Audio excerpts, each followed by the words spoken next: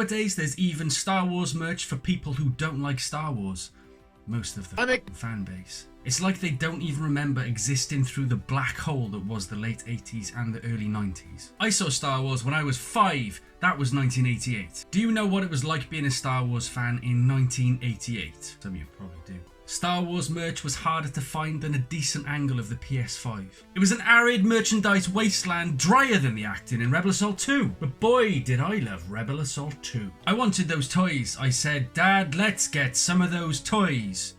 Please. The final Star Wars figures after Return of the Jedi were released in 1985 and they were called the Power of the Force line. That will come back later. The following 10 years were clearly not the best time to get so into Star Wars that your favourite Star Wars possession was a half-finished sticker album that you didn't even half-finish. It did feel right though.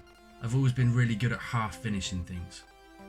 If you're like me, you probably had to settle for making your own ships out of Lego. And if you were really lucky, you might have had a nan with bargain powers like mine to bag you some Kenner originals. Cheers, nan. Still, those 10 years were a Star Wars black hole, and all we had was the echoes of Lando clapping. In 1995, the Power of the Force line was released, not to be confused with the original 1985 Power of the Force line. They were going to call it something else, but decided confusion was the best option. Other possibilities were WCW in Space, Of the Force, and Tokyo Drift. I loved them, I wanted to buy them all, but 13-year-olds don't really have enough money to buy a decent amount of figures. And at that age, parents don't want to buy you toys anymore. They want to buy you something useful like socks or gardening. I did buy the Micro Machines though.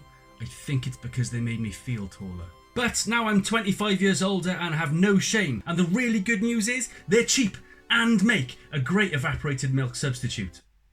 No, they don't, but they're cheap. At the time, the investment potential meant everyone went and bought 17 of each figure, left them on card back in the basement because they knew that one day they could sell them for a small loss to the tiny fraction of fans who actually liked it. But why? Why do fans hate them so much? Well, mainly because we have more pecs here than an international scale shipment of cornflake boxes. So muscly! Several fans even displayed theirs in a steel cage. Statistically, that should be true. Muscly! Why the swole, I hear you ask? What brought such physique? Well, all of our favourite intergalactic superheroes had all been multi-beefed and souped up to compete with Toy Biz's really popular superhero line. Kenner did not hold back on that ordnance. More weapons than you can ever hope to lose. In fact, the only thing armed more excessively is a paused Borders Dude video. Lightsabers were shortened. Don't look at me like that. Lightsabers were shortened, which created variants. There were also extra flavours of packaging. Red back, green back, more variations of turtle. Useless packings included film slides. I am watching the Star Wars film. Flashback cards. Just hours. Eventually some even included the famous episode 1 comm chip, the only one worth having obviously being Boss Nass. Kenner dropped the muscle look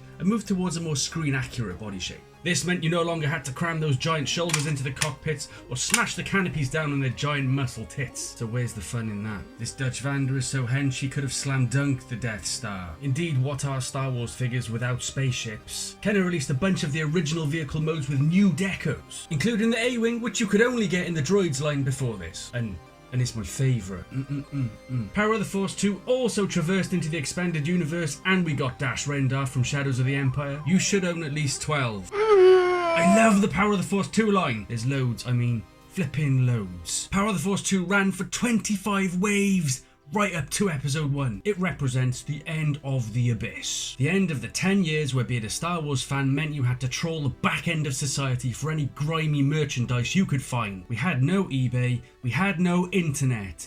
All we had was our noses. And Star Wars figures don't smell of jack panic, so you couldn't find them. Star Wars had begun again, and everyone had massive square tits. And it's my favourite. Bradman! You forgot about the Bendhams from 1993?